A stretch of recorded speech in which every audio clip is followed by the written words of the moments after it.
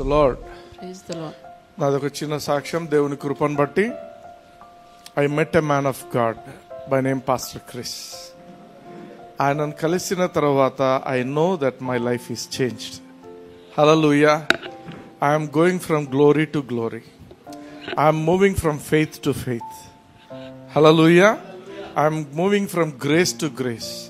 కృప వెంబడి కృప నా మీద వస్తుందని నాకు తెలుసు. And my life will never be the same again. And రానున్న రోజుల్లో I will become more and more greater than what I am now. Amen. తగ్గిపోయేది ఉండదు జీవితంలో. Hallelujah. Hallelujah. Our life will be only upwards and forwards. Hallelujah. Hallelujah. ఎందుకు ఈ మాటలు చెప్తున్నా అంటే మన సైట్ లో కూడా 2 మెసేజెస్ పాస్టర్ క్రిస్ గారివి అప్లోడ్ చేశాము. ఎవ్రీబడి ప్లీజ్ వినండి. ఇంగ్లీష్ అయినా దయచేసి పెట్టుకుని వినండి. దేవుని సన్నిధి చాలా బాగా ఉంది. And you will really know your purpose. దేవుడు నిన్ను ఎందుకు పెట్టి ఉంటున్నాడు ఈ సమయంలో. మన జీవితంలో మనం అనుకుంటే ఎప్పుడో చనిపోయి ఉండొచ్చు, కానీ దేవుడు తన కృపను బట్టి మనల్ని ఎందుకు పెట్టి ఉంటున్నాడు, మన ఉద్దేశం ఏంటి, దేవునికి మన పట్ల ఏం ఉద్దేశం ఉంది అనేది మనకు అక్కడ అర్థమవుతుంది. Amen. So I encourage everybody, even YouTube లో నా మాటలు వింటున్న అందరూ కూడా, ఎవరైనా కూడా పాస్టర్ క్రిస్ గారివి 2 మెసేజెస్ ఉన్నాయి 2 daysవి. దయచేసి వినండి. ఇంకోటి కూడా అప్లోడ్ చేస్తాను త్వరలో. బట్ ఉన్న వాటిని మాత్రం వినండి. అది తక్కువ క్వాలిటీ ఉంది, ఇది ఉంది, అవి కాదు. మనకు కావాల్సింది వాక్యం. హల్లెలూయా. సౌండ్ మీకు తెలుసా? అల్ట్రాసౌండ్ గురించి తెలుసా? What is ultrasound? Ultrasound is a sound. Sound ను యూజ్ చేసి మనిషిలోని పరిస్థితి ఎలా ఉంది, ఆర్గన్స్ ఎలా ఉన్నాయి అనేది స్కాన్ చేస్తున్నారు. అంటే sound waves are so powerful. అందుకే మనం ఏం వింటామనేది చాలా పవర్ఫుల్. మనం ఎటువంటి మాటలు వింటున్నాము, ఎటువంటి దేవుని వాక్యం వింటున్నాము అనేది ఇంకా పవర్ఫుల్. అంటే దేవుని వాక్యం అంటే అందరికీ బైబిలే ఉంది, కానీ ఒక్కొక్కరు ఒక్కొక్క రకంగా బోధిస్తుంటారు. మనం ఏమి వింటున్నామనేది చాలా ముఖ్యమైనది. దయచేసి నా పర్సనల్ రిక్వెస్ట్ అందరికీ కూడా, పాస్టర్ క్రిస్ గారి మెసేజెస్ 2 ఏవైతే అప్లోడ్ చేసామో దయచేసి వినండి. You will be blessed. మీరు మాత్రమే కాదు, మీ కుటుంబాలు కూడా సంపూర్ణంగా ఆశీర్వదింపబడతాయి. హల్లెలూయా. హల్లెలూయా. ఆమేన్. దేవుని వాక్యంలోనికి వెళ్దాము.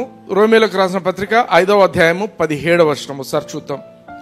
మరణము ఒకని అపరాధ మూలమున వచ్చినదై ఆ ఒకని ద్వారానే ఏలినెడల కృపా బాహుల్యమును నీతి దానమును పొందువారు జీవము గలవారై మరి నిశ్చయముగా యేసుక్రీస్తును ఒకని ద్వారానే ఏలుదురు. హల్లెలూయా. ఇంగ్లీష్ లో చదువుదామా?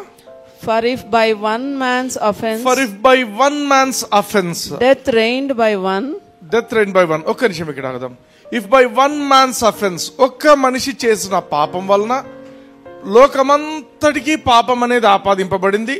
లోకమంతా కూడా చనిపోయే మరణం అనే దాంట్లోకి వెళ్ళిపోయింది. మరణం అనేది ప్రతి మనిషిని ఏలడం మొదలు పెట్టింది. ఆమేన్. ఒక్క మనిషి, ఎవరా మనిషి? ఆదాము చేసిన పాపం వలన ప్రతి ఒక్క మనిషికి కూడా పాపం అనేది ఆపాదింపబడింది. మనిషి పాపం చేయకపోయినప్పటికీ కూడా వాడు పాపిగా వాడు గుర్తింపబడుతున్నాడు. తర్వాత వాడికి మరణం అనేది కూడా వానికి సంప్రాప్తింపబడింది. అంటే ఒక్క మనిషి చేసిన తప్పు వలన మరణము ఈ లోకమంతటిని ఏలింది. అయితే ఇక్కడ ఇంకో మాట ఏమంటున్నాడు? If by one man's offence death reigned by one. much more those who receive abundance. much more అంటే ఒక్క మనిషి చేసిన పాపం వలన మరణం అనేది లోకాన్ని ఏలినట్లయితే ఇంకొక మనిషి ఉన్నాడు. ఎవరా మనిషి? యేసుక్రీస్తు తను దేవునికి చూపించిన విధేయతను బట్టి, ఆయన చేసిన ఆ కార్యమును బట్టి, ఆమేన్, ఇంకెంత గొప్ప కార్యం జరుగుతుంది. అదే అంటున్నాడు ఇక్కడ. ఏమంటున్నాడు? much more those who receive abundance of grace, the abundance of grace and the gift of righteousness. అందరూ చెప్పండి, abundance of grace. gift of righteousness. abundance of grace అంటే అపరిమితమైన కృప అంటే నీకు అర్హత లేకపోయినప్పటికీ, నీకు యోగ్యత లేకపోయినప్పటికీ, నీ జీవితంలోకి ఎప్పుడైతే కృప వస్తుందో ఆ కృప నిన్ను యోగ్యునిగా చేస్తుంది. ఇక్కడ ఏమంటున్నాడు? Much more those who have received the abundance of grace. Grace అంటే ఎవరు? యేసుక్రీస్తే. నువ్వు యేసుక్రీస్తును ఏ రోజు స్వీకరించావో నీ జీవితంలోకి, ఆ రోజునే నీ జీవితంలో కృప అనేది విస్తరించింది. There is abundance of grace. నువ్వు నమ్మాలి అది. నేను యేసుక్రీస్తుని అంగీకరించాను కాబట్టి నా జీవితంలో దేవుని కృప పనిచేస్తుంది. హల్లెలూయా. అందరూ చెప్పండి, నా జీవితంలో అపరిమితమైన దేవుని కృప కార్యం చేస్తుంటున్నది. Amen. So abundance of grace and the gift of righteousness. నీతి అనే దానం అంటాడు, తెలుగులో దానం అంటాడు, కానీ యాక్చువల్లీ అది గిఫ్ట్. గిఫ్ట్ అంటే దానం కాదు, గిఫ్ట్ అంటే వరం. ఉచితంగా ఇవ్వబడింది. కృప ఉచితంగానే ఇవ్వబడింది, నీతి కూడా ఉచితంగానే ఇవ్వబడింది. ఆమేన్. బాగా గమనించండి, రెండు ఉచితంగానే, ఫ్రీగా. కానీ లోకంలో జనాలకి ఇది అర్థం కావటం లేదు. ఎవరైతే కృపను ఉచితంగా స్వీకరిస్తారో, ఎవరైతే దేవుని నుంచి దేవుని నీతిని ఉచితంగా స్వీకరిస్తారో, మేము నీతిమంతులము, దేవుని నీతిని బట్టి మేము నీతిమంతులము అని ఎవరైతే గ్రహిస్తారో వాళ్ళంట ఈ లోకంలో ఏల్తారంట వాళ్ళు. Hallelujah. They will reign in this life as kings. నీ జీవితంలో పాపం వెళ్తుందా? ఏలటానికి వీల్లేదు. నీ జీవితంలో పేదరికం వెళ్తుందా? అది ఏలటానికి వీల్లేదు. నీ జీవితంలో కరువు వెళ్తుందా? అది ఏలడానికి వీల్లేదు. రోగం వెళ్తుందా? అది ఏలడానికి వీల్లేదు. ఏదైనా బలమైన పరిస్థితులు వెళ్తున్నాయి నీ జీవితాన్ని, అవి ఏలటానికి వీల్లేదు. హల్లెలూయా. Sin shall not reign in your life. Sickness shall not reign in your life. Poverty shall not reign in your life. Oppression shall not reign in your life. మరి ఎవరు రెయిన్ చేస్తారు? ఎవరు వెళ్తారు? You will reign in your life. Hallelujah. You will reign as king. రాజులాగా వెళ్తారు. Hallelujah. This is very important. మనం అర్థం చేసుకోవాలా. మనము వీఆర్ నాట్ బ్రోకన్ పీపుల్. మనము ఇంకా అంతా అయిపోయింది, మన జీవితంలో ఇంకేం లేదు అనేది కాదు. నా వయసు అయిపోయింది అనేది కాదు. నువ్వు ఏ పరిస్థితిలో ఉన్నప్పటికీ ఒకటి గుర్తుపెట్టుకోవాలా, నేను ఉచితంగా దేవుని కృపను పొందింటున్నాను, నేను ఉచితంగా దేవుని యొక్క నీతిని పొందింటున్నాను. కాబట్టి I shall never be defeated in life. Hallelujah. ఏలడం అంటే ఓడిపోవడం కాదు. ఏలడం అంటే నువ్వే king. Hallelujah. You are not a king maker, you are king. Amen. అందరూ చెప్పండి, I am king. I reign my life. I reign in this life. నేను ఓడిపోయిన వ్యక్తిని కాను. దేవుడు నాకు ఎటువంటి ఓటమిని రాసి పెట్టలేదు. I always win. I always succeed. I always succeed. I am a success. Hallelujah. మనం లాస్ట్ వీక్ చూస్తుంటున్నాం. I told about 5 types of offerings. 5 types of offerings లో 2 ముఖ్యమైనవని చెప్పాను. Last week we discussed about sin offering. ఈ యొక్క పాప పరిహారార్థ బలి. యేసుక్రీస్తే పాప పరిహారార్థ బలి. అన్ని 5 బలులు కూడా యేసుక్రీస్తు యొక్క జీవితం. యేసుక్రీస్తు మన కోసం, మనం ఈ భూమి మీద ఏలటానికి ఏమవ్వాలనో అవన్నీ కూడా ఆయన ఆ 5 బలియాగాల వల్ల ఆయన అయ్యిండు. ఇక్కడ గమనించండి, పాప పరిహారార్థ బలి ఇది ఏం బోధిస్తుందంటే, నీకు నీ మీద ఉండాల్సిన పాపము యేసుక్రీస్తు నీ పాప పరిహారార్థ బలి. కాబట్టి నువ్వు ఏ రోజు యేసుక్రీస్తును అంగీకరించావో ఆ రోజు నీ పాపమంతా, నీ జీవితానికి సంబంధించిన పాపమంతా కూడా యేసు ప్రభు మీదికి మార్చివేయబడింది. ఆయన మీదికి వెళ్ళిపోయింది, ఆయన కాపాదింపబడింది. హల్లెలూయా. ఏ రోజు యేసుక్రీస్తును అంగీకరించావో నీ జీవితంలోని పాపాలన్నీ, పాస్ట్, ప్రజెంట్, ఫ్యూచర్ అన్ని కూడా యేసయ్య మీద వేయబడ్డాయి. హల్లెలూయా. అందుకే దేవుడు నిన్ను పాపము కాన్షియస్నెస్ ఉండకూడదు, నీకు సిన్ కాన్షియస్నెస్ ఉండకూడదు. నేను పాపం చేసినాను, నా పాపము, నేను నా పాపము, అవి మాట్లాడకూడదు. ఇంకా మనం అయిపోయింది. అవి సిన్ అనే దాన్ని యేసు ప్రభు తన మీద వేసుకొని నీకు ఏమీ లేకుండా చేసి ఉంటున్నాడు. నువ్వు కూడా నీ మనసులో అది ఇంకా ఆలోచించకూడదు. ఇంకా మేము చిన్నగా ఉన్నప్పుడు శాంతినగర్ అనే ఊర్లో ఉన్నాం. ఆ శాంతినగర్ అనే ఊర్లో అదొక కొంచెం వరకు ఒక పల్లెటూరు అనుకోండి. కొంచెం అది పట్టణం కాదు, పల్లెటూరు కాదు. అక్కడ మా పాప చిన్న పాప, అప్పుడు ఇంకా ఒక 2 years 3 years ఆ టైం అనమాట. 2 years టైం కింద పని అమ్మాయితో ఆడుకుంటూ ఉండింది. కింద ఆడుకుంటున్నప్పుడు సడన్ గా పైనుంచి ఒక పాము పడింది. పామే, ఐఎమ్ స్పీకింగ్, అదొక కోబ్రా పాము పడింది. కానీ వీళ్ళ మీద పడలేదు, పక్కకు పడింది. పడి దాని ద్వారా వెళ్ళిపోయింది. అది మా పని పాప చాలా భయపడింది. అమ్మో, పెద్ద పాము పడింది సార్, పాము పడింది, మనకేం కాలేదు, పాపకేం కాలేదు, మనకేం కాలేదు, మంచిది. ఇప్పుడు అది అయిపోయి మా పాపకి పెద్ద ఐడియా లేదు పాము అంటే. చూసి ఉంటుంది, కానీ పాము అంటే ఏమో తెలియదు, ఐడియా లేదు, అది ఏం చేస్తుంది ఎట్లా అనేది తెలియదు. అందరు భయం భయం అంటే భయపడి ఉండొచ్చు అంతే. ఇప్పుడు ఆలోచించి ఇప్పుడు తెలిసింది అనుకుందాం, అరే నేను చిన్నగా ఉన్నప్పుడు ఆ పాము ఒకటి పడింది, నేను తప్పింపబడినాను అన్నప్పుడు తన ఆలోచన ఏముండాలా? మళ్ళీ పాము పడుతుంది నా మీద అనే ఆలోచన ఉండాలనా? ప్రభువా నన్ను తప్పించినావు తండ్రి నీకు స్తోత్రం అనేది ఉండాలనా? తప్పించినావు తండ్రి నీకు స్తోత్రం అనేది ఉన్నట్టయితే ఆ పాము మీద కాన్షియస్నెస్ లేదని అర్థం. అబ్బో అప్పుడు పాము ఉండింది, అది నా మీద పగబట్టింది, అది నా వెనకబడుతుంది, ఎక్కడ పోతే అక్కడికి వస్తుందంట అది అనేటువంటి కథలు కూడా జనాలు మాట్లాడుకుంటుంటారు. అది సిన్ కాన్షియస్నెస్. అంటే నేను అప్పుడు చేసింటిని, ఆ పాపమే ఇంకా నన్ను వెంటాడుతుంది, నా పాపం మా తల్లిదండ్రులు చేసిన పాపాలు కూడా మా మీద ఉన్నాయి. కొందరు ఇప్పటికీ అంటారు ఏమని, నేను అప్పుడు చేసిన పాపం మా పిల్లల మీదకి వచ్చిందంటే అందరు ఇట్లనే ఈ శాపం కింద ఉన్నారు. నో నో నో నో, యేసుక్రీస్తుని అంగీకరించిన రోజున you are free from sin, you are free from sickness, you are free from curse. శాపం అనేది లేదు నీ జీవితంలో. ఆమేన్. అన్లెస్ నువ్వు నీ అంతటా నువ్వే ఆలోచించి శాపాన్ని తెచ్చుకుంటే తప్ప, నీ అంతటా నువ్వే ఆలోచించి రోగాన్ని తెచ్చుకుంటే తప్ప. హల్లెలూయా. అందుకే ఈ రోజు మనం ఎప్పుడైతే తెలుసుకుంటున్నామో యేసుక్రీస్తు నాకు పాప పరిహారార్థ బలిగా ఆయన అప్పగింపబడ్డాడు అన్నప్పుడు, అర్పించబడ్డాడు అన్నప్పుడు యు షుడ్ థ్యాంక్ గాడ్. ప్రభువా నేను చేయలేని పని, నా వల్ల కాని పని యేసయ్య నా కోసం చేసింటున్నాడు, నీకు స్తోత్రం తండ్రి. That should be our response. Hallelujah. ఇంకా సిన్ కాన్షియస్నెస్ అనేది మన జీవితంలో ఉండకూడదు. We should have forgiveness consciousness. నేను క్షమింపబడ్డాను. మీకు ఎప్పుడు ఏది గుర్తొచ్చినా నోరు తెరిచి చెప్పాల్సిన మాట ఏంటంటే నేను క్షమింపబడ్డాను, యేసయ్య రక్తాన్ని బట్టి నేను క్షమించబడ్డాను. ఓ ఐ సెన్స్ ది అనాయింటింగ్. నేను యేసుక్రీస్తు రక్తాన్ని బట్టి నేను క్షమించబడ్డాను అనేది నీ నోట్లో ఎప్పుడు వస్తూ ఉండాలి. ఆమేన్. ఆమేన్. So let's see what is burnt offering. Burnt offering. This is very wonderful offering. Amen.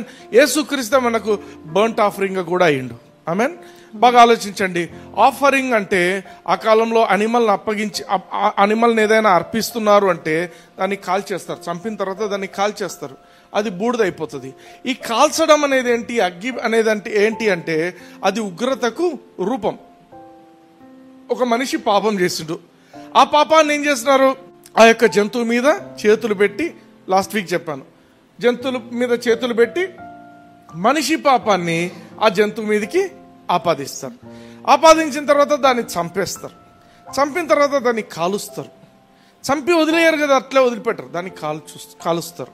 In the same way ఇక్కడ కూడా బర్ంట్ ఆఫరింగ్ లో ఏం జరుగుతుందంటే, బర్ంట్ ఆఫరింగ్ దహన బలి, ఇది చాలా ఇంపార్టెంట్. అది పాప పరిహారార్థ బలి. నీ పాపము ఆ యొక్క జంతువు మీదకి వేయబడింది.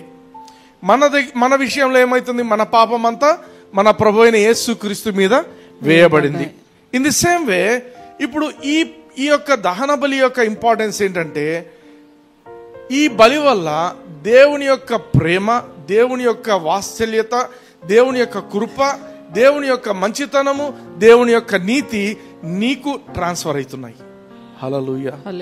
ఇదంతా పవర్ఫుల్ ఆఫరింగ్ ఇది. దేవుడు అందుకే వీళ్ళకి ఏం చేశారంటే, ప్రతిరోజు బర్ంట్ ఆఫరింగ్, సిన్ ఆఫరింగ్ రెండు చేయాలన్నమాట. వీళ్ళు రోజు ఇశ్రాయేలు ప్రజలు చేయాల, రోజు ఉదయకాలము సాయంత్రం 2 పూట్ల. దాన్ని నైవేద్యం అంటారు వాళ్ళు. అయితే ఇక్కడ గమనిద్దాం, రైచియస్నెస్, దేవుని నీతి మనకు ఇక్కడ ఇవ్వబడుతుంది.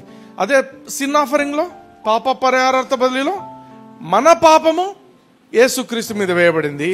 ఇప్పుడు ఈ బలి ఏది, దహన బలిలో ఏం జరుగుతుందంటే, దేవుని యొక్క నీతి, దేవుని యొక్క కృప, దేవుని యొక్క మంచితనము, దేవుని వాత్సల్యత, దేవుని యొక్క ఫేవర్ మన మీదకి ఇవ్వబడుతుంది. హల్లెలూయా. ఆమేన్. అందుకే యేసు ప్రభు కేవలం మన పాపాల కోసం మాత్రమే ఆయన చనిపోలేదు. ఆయన మనల్ని దేవుని దృష్టిలో నీతిమంతులుగా చేయటానికి, దేవుని యొక్క కృప, దేవుని యొక్క కనికరము, వాత్సల్యత మన మీద ప్రవహించటానికి ఆయన మరణించి ఉంటున్నాడు. ఆమేన్. ఈ యొక్క దహన బలిలో ఒక బ్యూటిఫుల్ థింగ్ ఉంది. ఏంటంటే, there will be a sweet saver, sweet aroma, smell, మంచి స్మెల్ వస్తుందంట దేవునికి. ఆదికాండం 8వ అధ్యాయం 20-21 వచనాలు చూద్దాం. అప్పుడు నోవాహు యెహోవాకు బలిపీఠము కట్టి పవిత్ర పశువులన్నిటిలోను పవిత్ర పక్షులన్నిటిలోను కొన్ని తీసుకొని ఆ పీఠం మీద దహన బలి అర్పించెను. ఆమేన్. అప్పుడు యెహోవా ఇంపైన సువాసన నాగ్రహించి ఇక మీదట నరులను బట్టి భూమిని మరలా శపించను. ఎందుకనగా నరుల హృదయాలోచన వారి బాల్యం నుండి చెడ్డది. నేనిప్పుడు చేసిన ప్రకారము ఇకను సమస్త జీవులను సంహరింపను. ఆమేన్. ఆమేన్. బాగా ఆలోచిద్దాం. ఇక్కడ దేవుడు ఏమి వాసన వచ్చిందంట? దేవునికి ఇంపైన కంపైన వచ్చిందా? ఇంపైనది. ఒక ఆఫరింగ్ అంటే పెద్ద జలప్రళయం వచ్చింది, వీళ్ళు మాత్రం తప్పింపబడ్డారు, మిగతా ప్రపంచమంతా నాశనం అయిపోయింది. వీళ్ళు బయటికి వచ్చిన తర్వాత దేవుడు ఆయనకు ముందే చెప్పిండు, జంతువులను, పవిత్రమైన జంతువులను పక్క పెట్టు అని. ఈయనకు అర్థమైంది ఏం చేయాలా నెక్స్ట్. ఈయన దహన బలిని అర్పిస్తున్నాడు. ఈ బలి ఎప్పుడైతే అర్పించారో బ్యూటిఫుల్ థింగ్ జరిగింది ఏంటంటే, దేవుడు ఒక డెసిషన్ తీసుకున్నాడు. ఇక మీదట నేను భూమి మీద ఇటువంటిది జరగనివ్వను అనుకున్నాడు. ఆమేన్. అంతేకాదు 22వ వచనం చూడండి. There is something more beautiful. భూమి నిలిచి ఉన్నంత వరకు వేదకాలమును కోతకాలమును శీతోష్ణములను వేసవి శీతకాలములను రాత్రింబగలును ఉండక మానవని తన హృదయంలో అనుకొనెను. ఇంగ్లీష్ లో 2 పదాలు చూడాలనుకుంటున్నా. There is one word which is called seed time and harvest. Harvest time ఉందా? హార్వెస్ట్ ఉందా? హార్వెస్ట్. దేవుడు ఎంత కృప కలిగిన దేవుడు అంటే, ఆ యొక్క బలిని స్వీకరిస్తున్న సమయంలో దేవుడు ఒక డెసిషన్ చేసిండు. ఈ భూమి ఉన్నంత వరకు కూడా విత్తు కాలం ఉంటుంది, కానీ కోత కాలం అనేది లేదు. అంటే నువ్వు ఆఫరింగ్ ఇచ్చుంటావు, ఆఫరింగ్ నువ్వు ఒక విత్తనం విత్తి ఉంటావు దేవుని రాజ్యంలో కానీ ఎక్కడైనా. నువ్వు ఎప్పుడైనా దాన్ని తీసుకోవచ్చు. అబ్బా కొంతకాలం వెయిట్ చేయాలంట, ఈ పంట వేసిన తర్వాత 3 నెలలు 4 నెలలకు వస్తుంది అనేది దేవుని రాజ్యంలో లేదు. పంటలలో ఉంది. అంటే మామిడి చెట్లు ఇప్పుడు వేస్తే 5 సంవత్సరాల తర్వాత పండ్లు వస్తాయి, ఇటువంటివి లోకంలో అది ఉంది. కానీ దేవుని రాజ్యంలో నీవు ఎప్పుడు విత్తినా కూడా నీకెప్పుడు కావాలంటే అప్పుడు కోసుకోవచ్చు. అది ఇక్కడ సీక్రెట్. హల్లెలూయా. అందుకే విత్తడం గురించి మాత్రం భయపడకూడదు ఎప్పుడు కూడా. నువ్వు విత్తినావంటే ఏ లోకంలో ఎక్కడ విత్తినా పంట వచ్చినా రాకపోయినా దేవుని రాజ్యంలో నువ్వు ఎప్పుడైతే ఒక విత్తనం నాటుతావో you will be getting a harvest at any time. నీకెప్పుడు కావాలన్నా నువ్వు దేవుని దగ్గర పొందుకోవచ్చు విశ్వాసంతో. తండ్రి నేను పలానా విత్తనం నాటింటున్నాను, యేసుక్రీస్తునామమున నేను దాని పంటను స్వీకరిస్తున్నాను. హల్లెలూయా. ఏ ఒక్క పైసా కూడా వేస్ట్ అవ్వదు. ఆమేన్. నిర్గమకాండం 29వ అధ్యాయం 18వ వచనం కూడా చూద్దాం ఒకసారి. బలిపీఠం మీద ఆ పొట్టేళ్లంతయు దహింపవలెను, అది యెహోవాకు దహన బలి, యెహోవాకు ఇంపైన సువాసన గల హోమము. చాలు. దహన బలిలో ఇంపైన సువాసన ఉంటుంది. అదే పాప పరిహారార్థ బలిలో ఇంపైన సువాసన ఉండదు. అర్థమవుతుందా? లేవీకాండం 1:13 చూడండి. దాని ఆంత్రములను కాళ్లను నీళ్లతో కడగవలెను. అప్పుడు యాజకుడు దానినంతయు తెచ్చి బలిపీఠం మీద దానిని దహింపవలెను.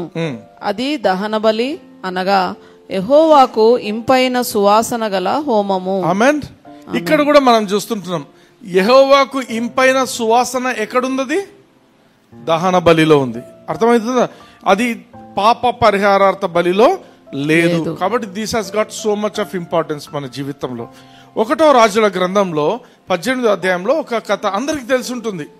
ఇదేంటంటే చదువుదాం, 21వ వచనం నుంచి చూద్దాం. ఏలియా జనులందరి దగ్గరకు వచ్చి, ఎన్నాళ్ళ మట్టుకు మీరు 2 తలంపుల మధ్య తడబడుచుందురు?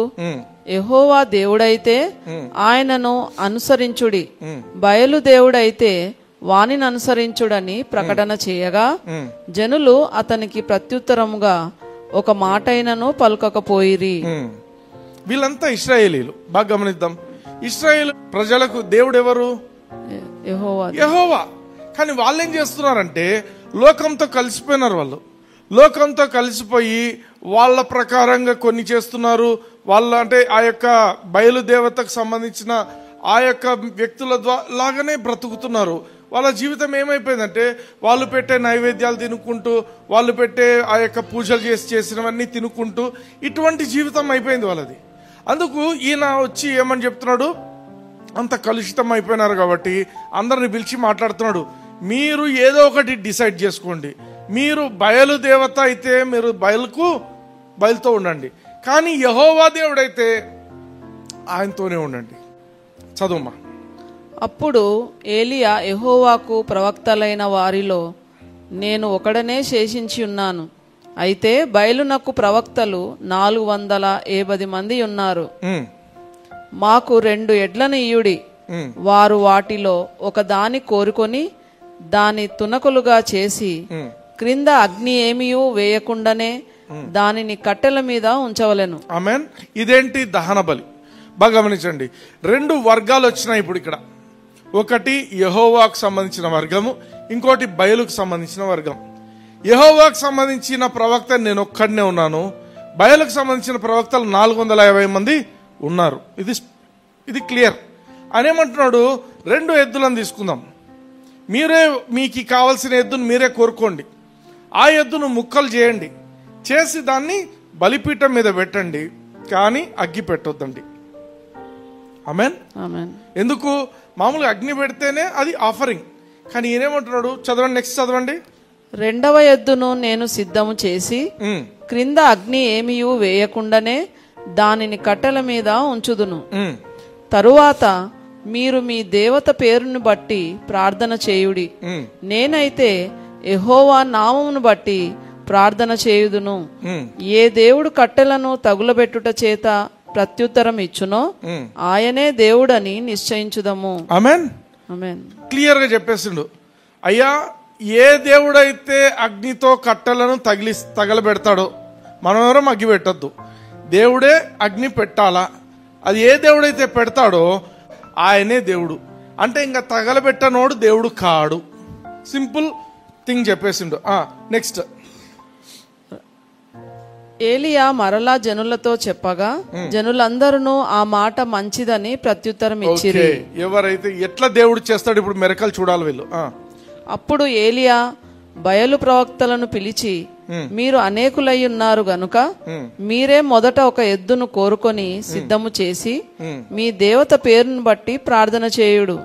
అయితే మీరు అగ్ని ఏమీయూ క్రింద వేయవద్దని చెప్పగా వారు తమకు ఇయ్యబడిన ఎద్దును తీసుకొని సిద్ధము చేసి ఉదయం మొదలుకొని మధ్యాహ్నము వరకు బయలా మా ప్రార్థన వినుమని బయలు పేరును బట్టి ప్రార్థన చేసిరి. గాని ఒక మాట అయినను ప్రత్యుత్తరం ఇచ్చు వాడెవడునూ లేకపోగా వారు తాము చేసిన బలిపీఠమునొద్ద గంతులు వేయ మొదలుపెట్టిరి. మధ్యాహ్నం కాగా ఫస్ట్ ఏం చేసినారు, వాళ్ళకి ఛాన్స్ ఇచ్చినారు. పొద్దున్న నుంచి మధ్యాహ్నం వరకు ప్రార్థనలు చేయడం మొదలుపెట్టారు. మామూలుగా ఏం జవాబు రావటం లేదు. బయలు మా యొక్క ప్రార్థన నేను మాకు అగ్గి ఇది అంటే ఏం లేదు ఆన్సర్. ఇప్పుడు నెక్స్ట్ స్టేజ్ జాగింగ్ స్టేజ్ చేస్తున్నారు, జంపులు వేస్తున్నారు. చదవండి. మధ్యాహ్నం కాగా ఏలియా వాడు దేవుడై ఉన్నాడు, పెద్ద కేకలు వేయుడి. వాడు ఒకవేళ ధ్యానం చేయుచున్నాడేమో, దూరంననున్నాడేమో, ప్రయాణం చేయుచున్నాడేమో, వాడు నిద్రపోచున్నాడేమో, మీరు ఒకవేళ లేపవలసి ఉన్నదేమో అని అపహాస్యం చేయగా సటైర్లు వేస్తున్నాడు. ఏంటి ఏంటి ఎగరండి, వాడు ఆడో ఉన్నాడేమో, వాడు ఎక్కడో పరిగెత్తున్నాడేమో, లేదా నిద్రపోతున్నాడేమో, వాడు దూరంగా ఉన్నాడేమో, లేపాలనేమో, మీరు లేపండి. అర్థమైందా? బాగా అంటే ఆయన కాన్ఫిడెన్స్ చూడండి, ఏలియా కాన్ఫిడెన్స్ ఎంత ఉందనేది చూడండి ఇక్కడ. నెక్స్ట్. వారు మరి గట్టిగా కేకలు వేయుచు రక్తము కారు మట్టుకు తమ మర్యాద చొప్పున కత్తులతోనూ శస్త్రములతోనూ తమ దేహములను కోసుకొనుచుండిరి. వాళ్ళకి తెలుసు ఈ దయ్యాలు ఇవన్నీ కూడా ఏం చేస్తాయంటే రక్తము బలిని అర్పిస్తే రక్తము అవి రియాక్ట్ అయ్యి వస్తాయి అనేది వాళ్ళకి తెలుసు. కొంచెం స్పిరిచువల్ గా ఆలోచించి వాళ్ళు ఏం చేస్తున్నారు, రక్తం చిందిద్దాము, మన రక్తం చిందిస్తే అయినా ఆ యొక్క బయలేమన్నా మాట్లాడతాడేమో. ఇప్పుడు ఇక్కడ కంట్రోల్లో ఫుల్ కంట్రోల్లో ఉన్నది ఎవరంటే దేవుడు ఉన్నాడు. ఈ సిచ్యువేషన్ లో there is a challenge between God and Baal. అర్థమైందా? బయలుకు దేవునికి మధ్య ఛాలెంజ్ కాబట్టి మన దేవుడు సమస్త దేవతలకు మించిన గొప్ప దేవుడు ఆయన. హల్లెలూయా. హల్లెలూయా. కాబట్టి ఈ పిల్ల దయ్యాలు ఏం మాట్లాడలేవు. ఇంకా ఇక్కడ బయలు దేవత ఏం మాట్లాడలేడు. వాడు నిజంగా పూజింపబడతారు, కానీ ఆ దయ్యాలు మన దేవుని నామం ముందు వాళ్ళు ఏం చేయలేరు అన్నట్టు, చేత కాదు అది. ఇప్పుడు అదే జరుగుతుంది. ఎంత సటైర్లు వేసినా కూడా వాడు కిమ్మని లేదు, కుమ్మని లేదు, వాడికి మాటలు లేవు ఇంక అక్కడ. ఎందుకంటే చదువుమా నెక్స్ట్. ఈ ప్రకారము మధ్యాహ్నమైన తరువాత అస్తమయ నైవేద్యము అర్పించు సమయం వరకు వారు ప్రకటనము చేయుచు వచ్చిరి గాని మాట అయినను ప్రత్యుత్తరమిచ్చు వాడైనను లక్ష్యం చేసిన వాడైనను లేకపోయాను. అంటే సాయంత్రకాలం నైవేద్య టైం. ఈయనకు బాగా తెలుసు ఎలియాకు. ఇది ఒక ఆపర్చునిటీగా తీసుకున్నాడు. ఏ టైంలో పడితే ఆ టైంలో నైవేద్యం వేయడానికి లేదు. ఉదయకాలము, సాయంత్రం. అందుకే వాళ్ళకి ఇచ్చిండు ఛాన్స్, మీరు పొద్దునుంచి చేయండి అని. సాయంత్రం అయినా కూడా వాళ్ళకు ఎటువంటి జవాబు రానందుకు ఇప్పుడు ఈవినింగ్ టైం అయింది, సాక్రిఫైస్ టైం అన్నమాట. ఇప్పుడు ఏం చేస్తున్నాడు చూడండి. అప్పుడు ఏలియా నా దగ్గరకు రండని జనులందరితో చెప్పగా జనులందరూ అతని దగ్గరకు వచ్చిరి. అతడు క్రింద పడద్రోయబడి ఉన్న యెహోవా బలిపీఠమును బాగు చేసి యెహోవా వాక్కు ప్రత్యక్షమై నీ నామము ఇజ్రాయేలగునని వాగ్దానం నొందిన యాకోబు సంతతి గోత్రముల లెక్క చొప్పున 12 రాళ్లను తీసుకొని ఆ రాళ్ల చేత యెహోవా నామమున ఒక బలిపీఠము కట్టించి. ఆమేన్. యెహోవా పేరు మీద ఉన్న బలిపీఠం పడగొట్టబడిందంట, అప్పటికి లేదు. ఈయన అప్పుడు రిపేర్ చేస్తున్నాడు. ఎట్లా రిపేర్ చేస్తున్నాడు? 12 గోత్రాలకు సంబంధించి 12 రాళ్లను తీసుకొని ఆ రాళ్లను పేర్చి అక్కడ ఒక బలిపీఠం అప్పుడు సాయంత్రం కడుతున్నాడు ఆయన. కట్టి నెక్స్ట్ దాని చుట్టూ 2 మానికల గింజలు పట్టునంత లోతుగా కందకం ఒకటి త్రవ్వించి కట్టెలను క్రమముగా పేర్చి ఎద్దును తునకలుగా కోసి ఆ కట్టెల మీద ఉంచి జనులు చూచుచుండగా మీరు 4 తొట్ల నిండా నీళ్లు నింపి దహన బలి పశు మాంసం మీదను కట్టెల మీదను పోయుడని చెప్పెను. అర్థమైందా? నీళ్లు తెచ్చిపోయండి అంటున్నాడు. అన్ని అరేంజ్ చేసి ఇప్పుడు మీరు ఒక 4 gallons ఆఫ్ వాటర్ తీసుకొచ్చి పోయండి. నీళ్లు పోస్తే అగ్గి అంటుకుంటుందా? అంటుకోదు. He wanted to prove the power of God. దేవుని శక్తిని చూపించాలనుకున్నాడు. మీరు తెచ్చి నీళ్లు పోయండి అన్నాడు. తవ్వి నీళ్లు పోసిండ్రు. అక్కడ ఎద్దు మీద నీళ్లు పోస్తున్నారు, కట్టెల మీద నీళ్లు పోస్తున్నారు, నిండిపోయినాయి నీళ్లు. నెక్స్ట్ అది అయిన తరువాత 2వ మారు ఆ ప్రకారమే చేయుడని అతడు చెప్పగా వారు 2వ మారును అలాగు చేసిరి. 3వ మారును చేయుడనగా వారు 3వ మారును చేసి. ఏం లేదు, నీళ్లు తెచ్చి పోయడమే, నీళ్లు పోయడం. అక్కడ 3 సార్లు అయిపోయింది.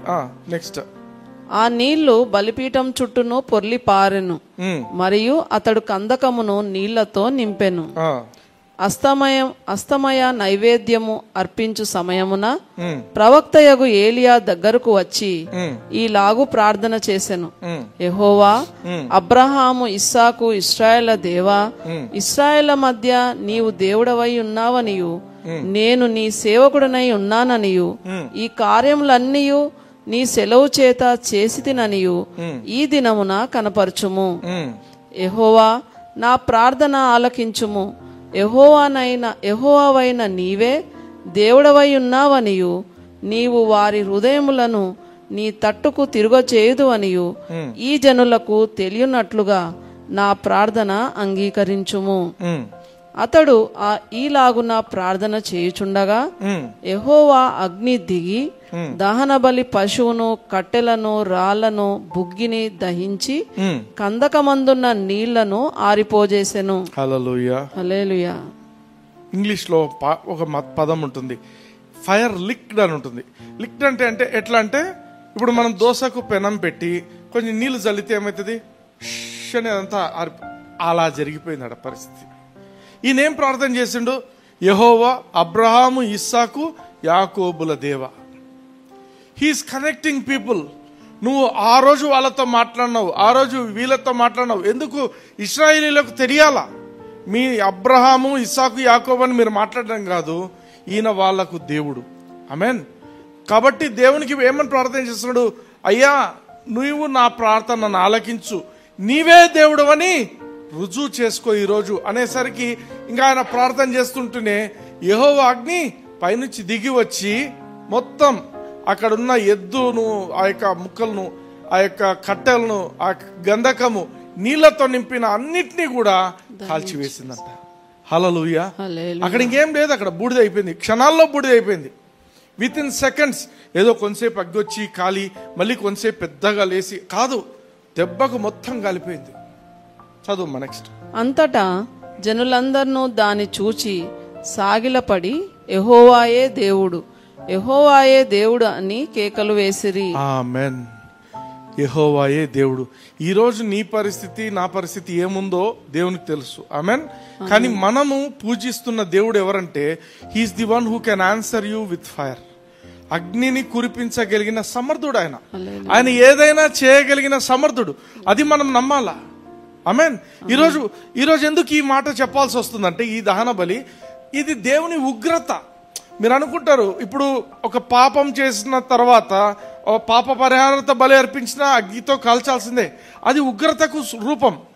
ఇక్కడ ఏమైందంటే, మనిషి అగ్ని పెట్టకుండా ప్రభువా నీవే కాల్చు దీన్ని అగ్నితో అని చెప్పిండు.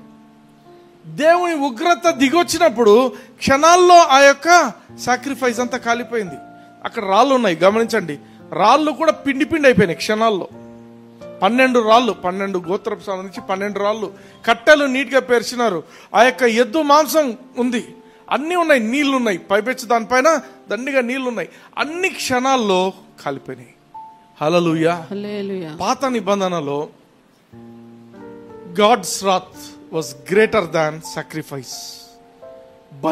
బలి పశువు కంటే కూడా, మనుషులు అర్పించిన బలులన్నింటికంటే కూడా దేవుని ఉగ్రత చాలా పెద్దది. ఆమేన్.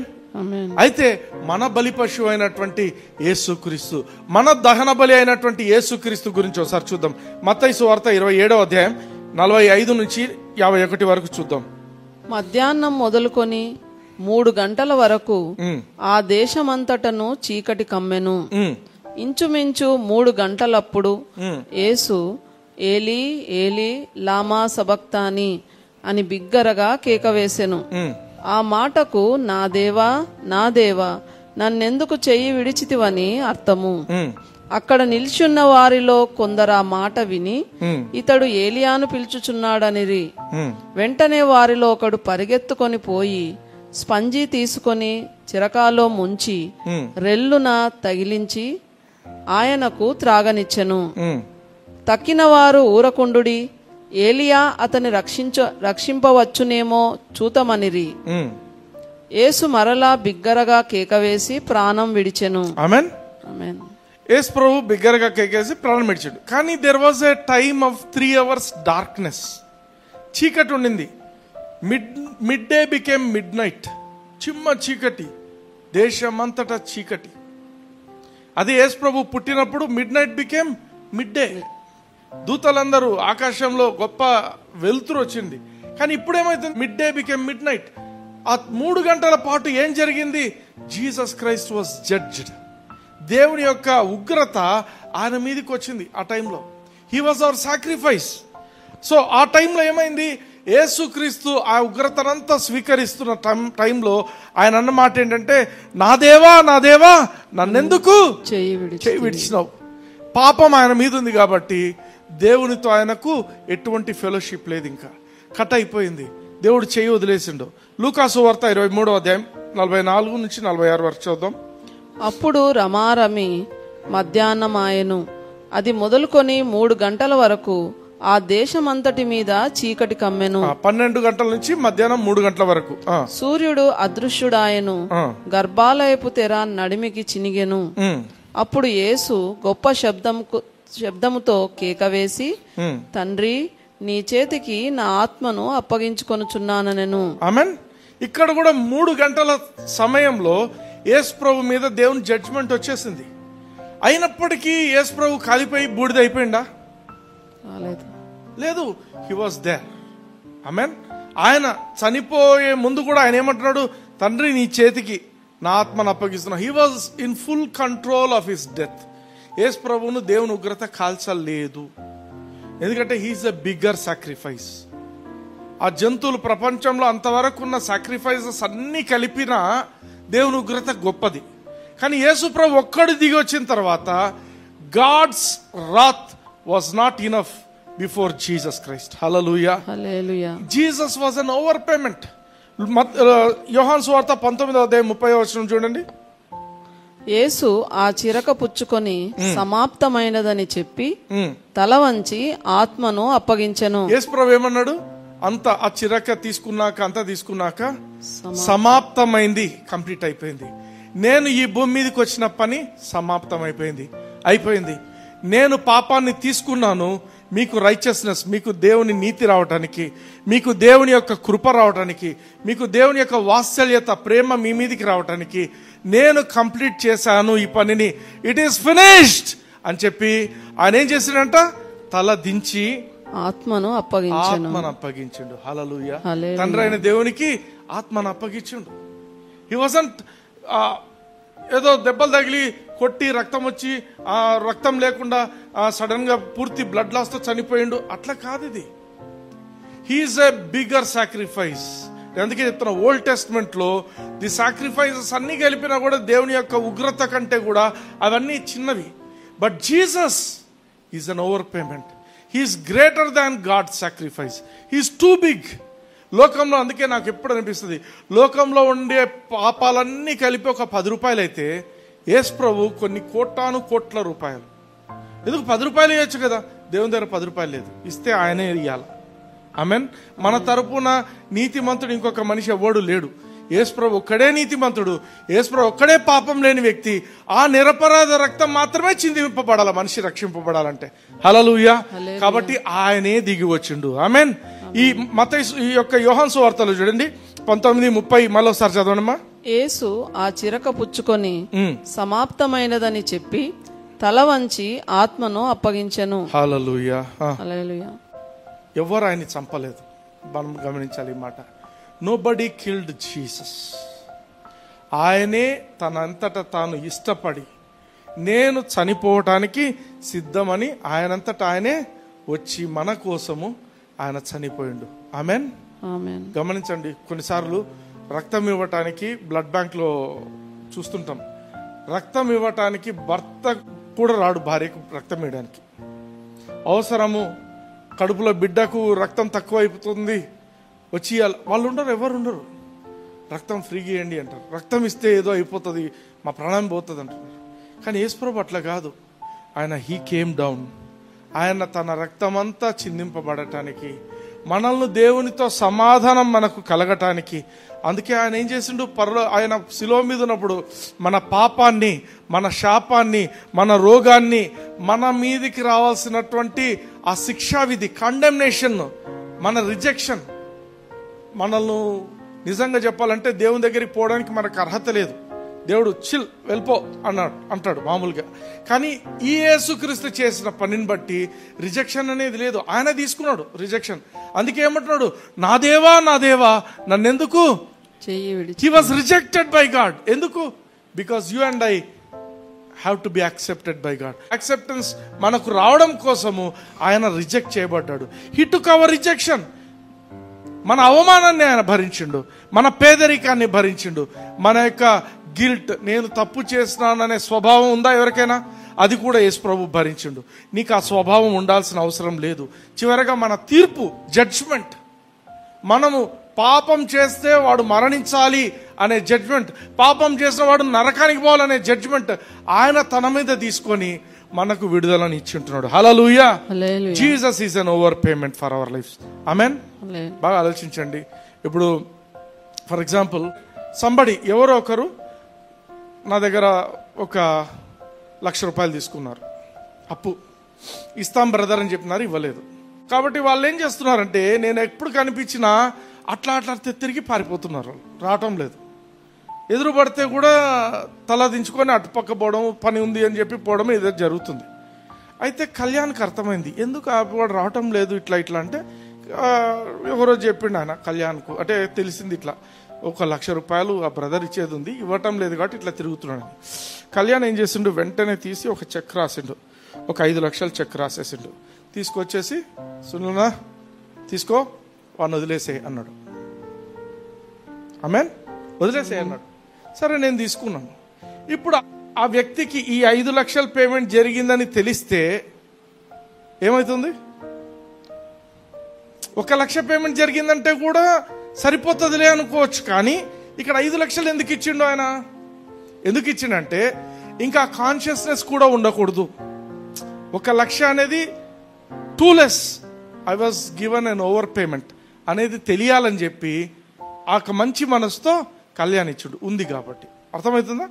అండ్ ఉంది బ్రదర్, ఉంది. అంతే. అంటే దేవుడు కూడా మనకేం చేసిండంటే మన పాపానికి బ్యాలెన్స్ చేయలేదు అక్కడ.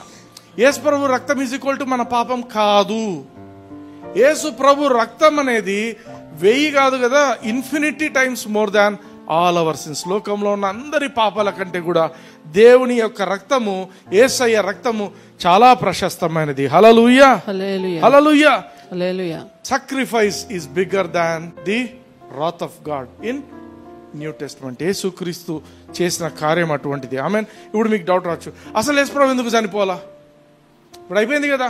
ఇప్పుడు వెన్ సాక్రిఫైస్ ఇస్ బిగ్గర్, ఆయన చనిపోకుండా అట్లే ఉండొచ్చు, శిలువ మీద నుంచి దిగి రావచ్చు కదా, మళ్ళీ ఎందుకు చనిపోయిండు?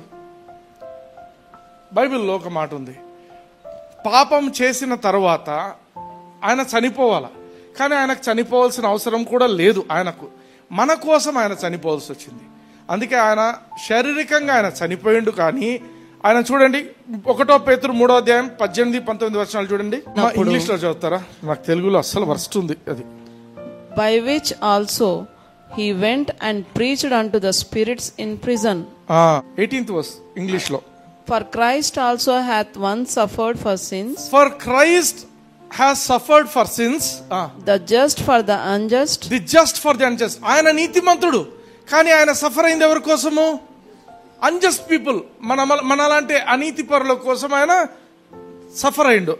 That he might bring us to God, being put to death in the flesh. He might bring us to God. ఆయన ఆ పని చేస్తేనే మనం దేవునికి దగ్గర అవుతాం. లేకపోతే మనం ఎన్నటికీ దేవునికి దగ్గర కాలేము. ఏ మనిషి కూడా కాలేడు.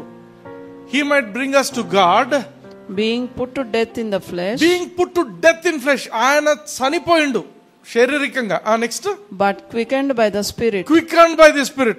ఆయన ఆత్మ చనిపోలేదు. బాగా గమనించండి, చెరపట్టబడిన ఆత్మలు ఉన్నాయి అక్కడ. ఏం చేస్తున్నాడో అక్కడికి వెళ్ళి, by which also he went and preached unto the spirits in prison. Prison, పరదైసు అనే పదం విన్నామా మనం? పరదైసు అనే పదం, ఈ అబ్రహాము రొమ్ము అనే పదం ఉంటుంది. లాజర్ అనే భిక్షగాడు చనిపోతే ఆయన పోయి అబ్రహాం రొమ్మున అనుకున్నాడు. అవన్నీ ఏంటి? చెరపట్టబడిన ఆత్మలు. అవి అగ్గిగుండంలో లేవవి, అవి చెరలో ఉన్నాయి. ఎందుకు? వాళ్ళు నీతిగా బ్రతికారు, కానీ వాళ్ళు నీతిమంతులు కాదు. యేసుక్రీస్తు రక్తం చిందింపబడిన తర్వాతనే ఏ వ్యక్తి అయినా నీతిమంతుడు కావడానికి అవకాశం ఉంది. ఈ యేసుక్రీస్తు తను చనిపోవడం వల్ల ఏమైందంటే, ఈ యొక్క చెరపట్టబడిన ఆత్మలు ఉన్నాయో, దావీదు, అబ్రహాము, ఇస్సాకు, యాకోబు, ఏలియా, ఇట్లాంటి వాళ్ళందరూ ఉన్నారు అక్కడ. పరిశుద్ధంగా బ్రతికిన వాళ్ళు ఉన్నారు. వాళ్ళందరికీ పోయి ఆయన సువార్త ప్రకటించండు. హల్లెలూయా, హల్లెలూయా. అది రీజన్ యేసు ప్రభు చనిపోవడానికి. He was a bigger sacrifice, but he had to die. చనిపోవాల్సింది. ఎందుకు? వాళ్ళని ఎవరు రక్షిస్తారు? ఇక్కడ చనిపోవడం వల్ల మనం రక్షింపబడ్డాము. ఆల్రెడీ చనిపోయిన వాళ్ళు చెరలో ఉన్నారు, వాళ్ళని ఎవరు రక్షించాలి? ఆయనే పోవాలి. హల్లెలూయా. ఆయన తప్ప ఎవరు లేరు పోవడానికి. సో ఆయన ఏమైంది? ఇక్కడ తన ఆత్మను దేవునికి అప్పచెప్పేసి, ఆ ఆత్మ మీద లోక పాపం అంతా ఆయన మీద ఉంది కాబట్టి ఈ శరీరం చనిపోయింది. ఆత్మ ఎక్కడికి పోలా? పాపం మీదేసుకున్న ఆత్మ నరకానికి పోవాలా. నరకానికి వెళ్ళిండు. సైతాను యొక్క దుష్టశక్తులన్నింటినీ కూడా నాశనం చేసేసి ఆయన చెరలో ఉన్న ఆత్మలన్నిటికీ కూడా సువార్తను ప్రకటించి విడుదలనిచ్చిండు. Hallelujah, hallelujah. Jesus did a tremendous work. ఈ చెప్పడం చాలా చిన్నగా, మన మాటలు సరిపోవు ఇవి చెప్పడానికి. He did so much that we would be blessed. మనం ఈరోజు ధైర్యంగా, కాన్ఫిడెంట్గా దేవుని దగ్గరికి సంతోషంగా వెళ్ళటానికి యేసు ప్రభు ఏమేం చేయాలో అవన్నీ కూడా చేసి ఉంటున్నాడు. Hallelujah. He is our sin offering, he is also our burnt offering. దహన బలి కూడా ఆయన దహన బలి అయిండు కాబట్టి మనమందరం కూడా దేవుని యొక్క కృపను, దేవుని యొక్క నీతిని, దేవుని యొక్క వాత్సల్యాన్ని, దేవుని యొక్క ప్రేమను మనం పొందగలుగుతున్నాం. Hallelujah. Hallelujah. Are you blessed? Yes. కళ్ళు మూసుకోండి, నాతో పాటు పలకండి. పరలోకపు తండ్రి, పరలోకపు తండ్రి, యేసయ్య నామమున యేసయ్య నామమున మీ మాటలను బట్టి మీ మాటలు మీకు వందనాలు చెల్లిస్తున్నాము. మీకు వందనాలు చెల్లిస్తున్నాము. నన్ను ఇంతగా ప్రేమించిన దేవా, ఇంతగా ప్రేమించిన మీకు స్తోత్రం నాయనా. మీకు స్తోత్రం. నా జీవితము మీదే నాయనా. నీదే నాయనా. నేను జీవితాంతము కూడా నేను జీవితాంతం మీతో ప్రేమగా జీవించడానికి, ప్రేమగా జీవించడానికి, అన్యోన్యంగా జీవించడానికి అన్యూనంగా జీవించడానికి మీరిచ్చిన కృపను బట్టి, మీరిచ్చిన కృపను బట్టి, యేసయ్య అనే బలియాగాన్ని బట్టి యేసయ్య అనే బలియాగాన్ని మీకు వందనాలు మీకు వందనాలు చెల్లిస్తున్నాము. నా జీవితాంతము నా జీవితాంతం నీకు రుణపడి ఉంటాను తండ్రి. నీకు రుణపడి ఉంటాను యేసు నామమున. యేసు నామమున. Amen. Amen. Praise the Lord. Yes. God bless you.